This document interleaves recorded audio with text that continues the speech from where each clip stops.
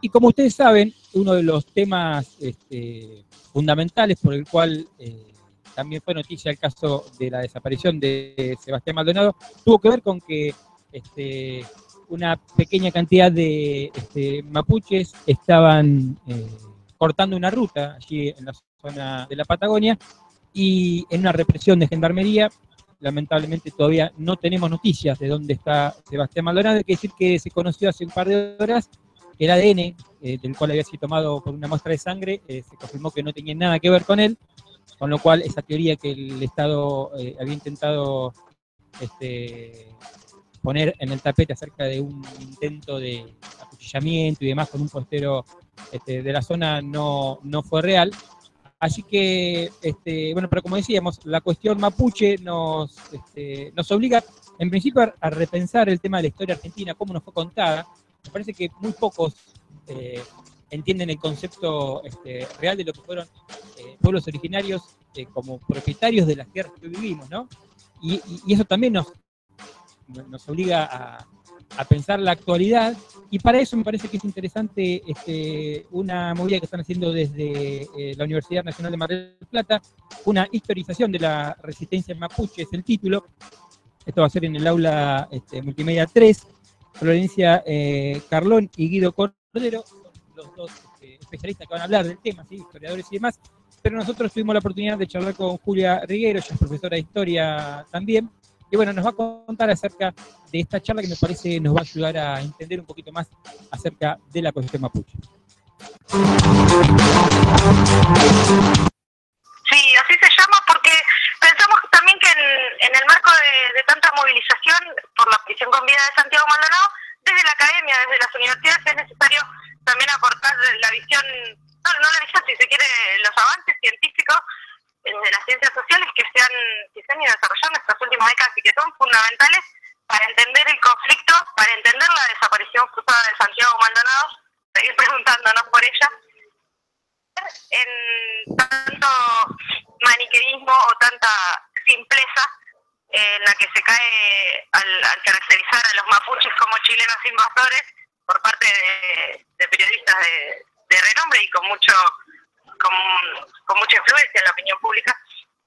Y por eso decidimos convocar y con por supuesto muchas ganas de la doctora en historia Florencia Carlón y del doctorando también en antropología Guido Cordero, que se prestaron a esto con ganas también, porque saben que su labor científica está trunca si no pueden divulgar lo que hacen, lo que investigan, lo que aprendieron y lo que conocen. Claro.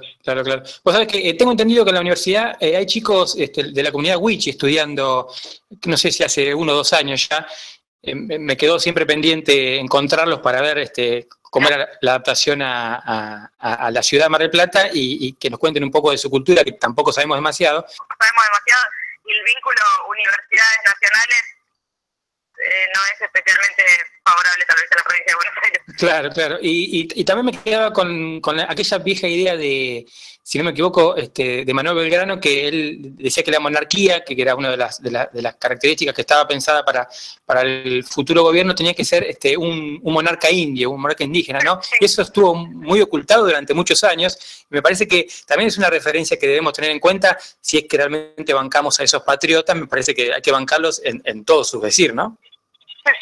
Sí, y no concluir parte de lo que ellos han legado, ¿no? También obviamente se puede ir ayornando, amplificando con el tiempo, entendiéndolo en su contexto, pero es verdad que olvidar parte de lo que dijeron porque no le conviene a la historia oficial, claro, lo último que tenemos que hacer. El respeto que ellos le tenían, a Calfucurá mismo había estado en buena relación con Rosas en mucho tiempo. Por supuesto que después están los conflictos de las épocas y cada historia en su contexto. Lo que es cierto es que nos falta mucha información, pero también es cierto que más del 50% de los ciudadanos, si no me equivoco, en el último censo o uno de los censos que se está realizando, tiene cierta descendencia originaria, con lo cual eso también nos interroga como sociedad en el hecho de que se nos ha querido ocultar que tenemos mucho más de lo que creemos, ¿no? De esa familia, de esa comunidad. Sí, exacto. Qué triste también, ¿no? Porque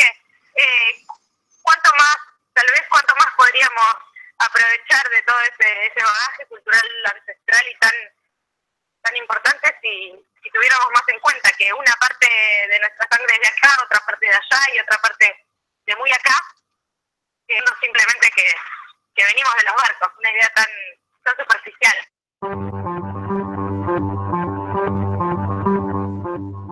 Que venimos, es cierto, que venimos de los barcos, la famosa europeización nacional, ¿no? Argentina tiene desde el 2006 una ley de regulación territorial para la población indígena que representa un modelo inmensamente progresista para la región.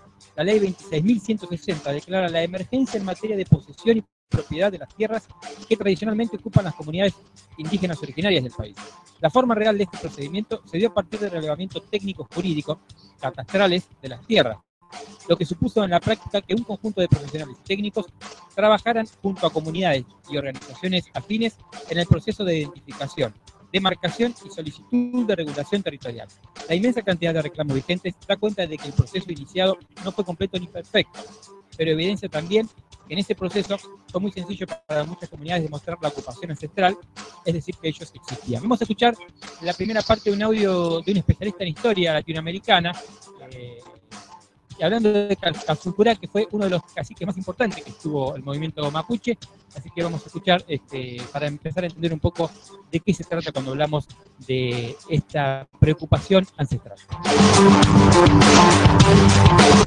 Calfucurá fue un cacique y jefe militar mapuche que en el siglo XIX combatió y ganó muchas batallas contra el ejército argentino, defendiendo los territorios ancestrales de su pueblo. Calfucurá, cuyo nombre significa piedra azul, nació en Chile alrededor de 1800. Era hijo del cacique Huentecurá, uno de los jefes que ayudó a José de San Martín en su cruce de los Andes.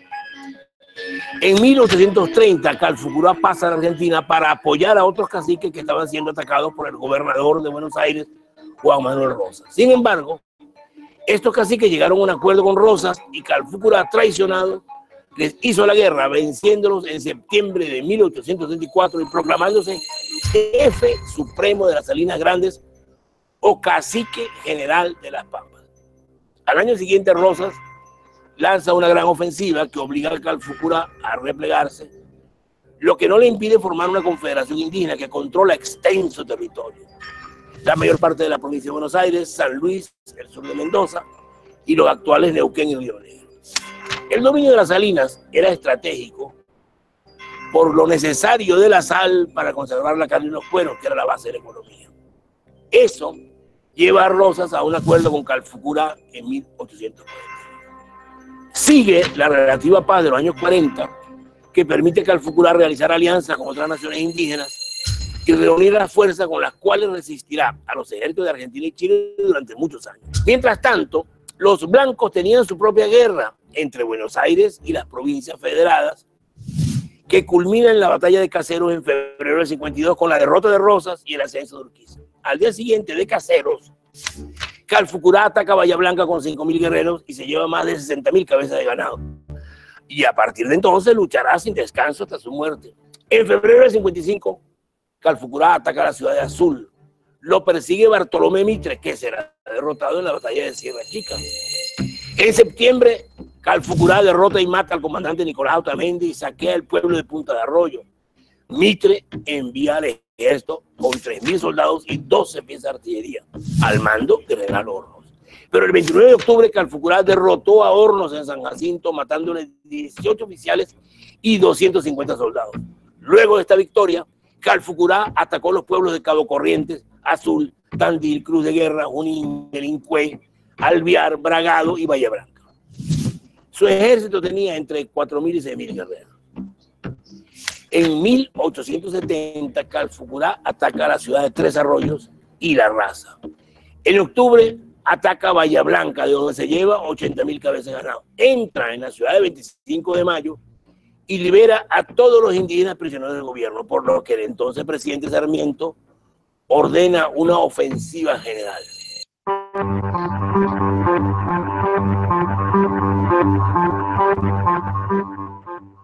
La magnitud de los reclamos, así como la demora en los procedimientos, llevó a que la ley de emergencia se prorrogara en 2 oportunidades con fecha de caducidad en noviembre próximo. Sí, escucharon bien, en noviembre próximo. Y estamos ahora en las puertas de una nueva prórroga que debería tratarse en el Senado Nacional en los próximos días. Y quizás sea este evento el que estimule operaciones mediáticas a las que asistimos. La ley 26.160 no es sino un elemento necesario para hacer cumplir una regulación constitucional. En el artículo 75, inciso 17 de la Constitución Nacional Argentina, se reconoce la preexistencia étnica y cultural de los pueblos indígenas argentinos.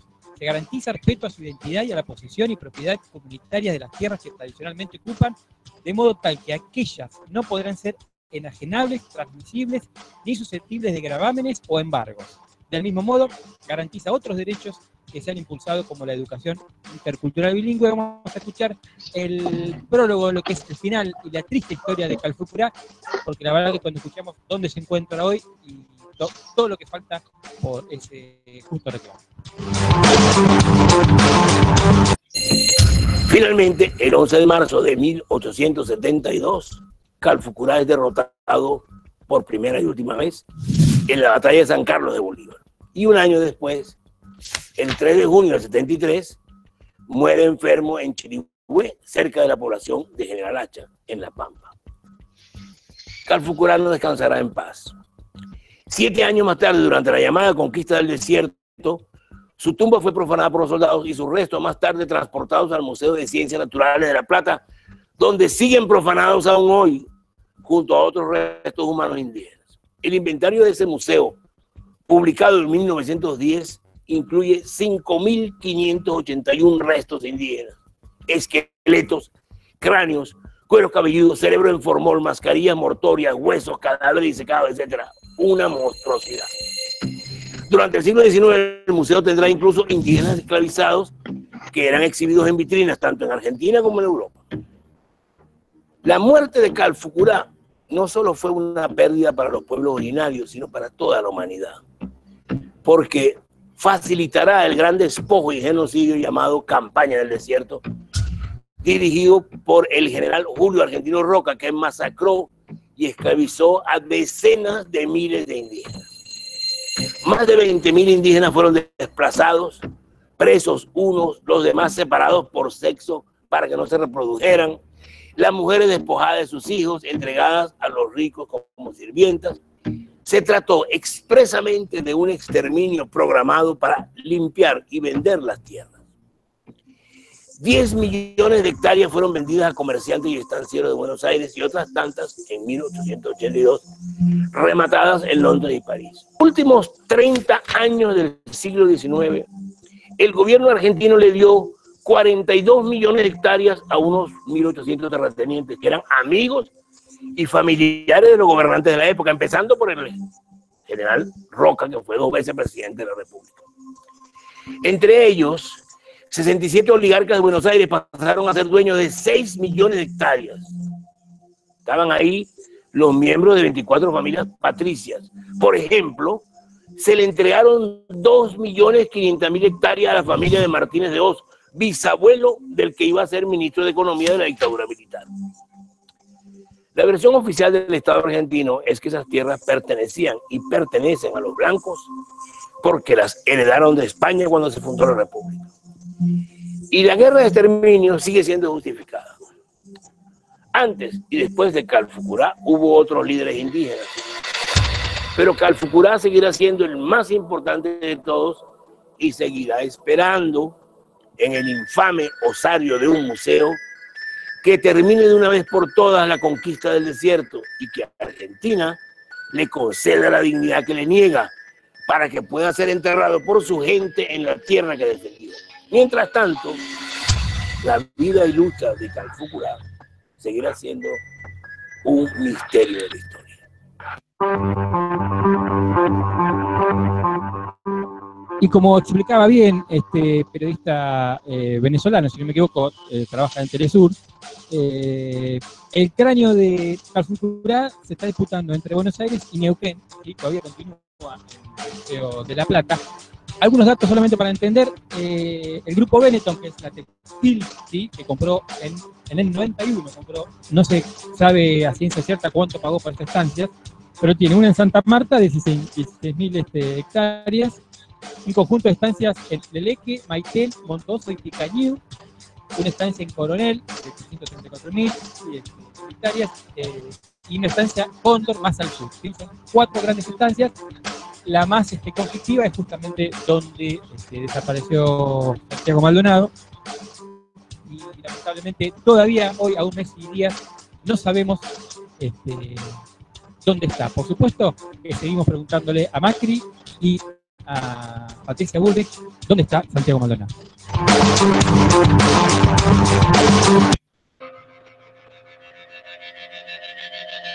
Woodstock, Buenos Aires Rock, La Fanta, Cosquín Rock. Todo pasa.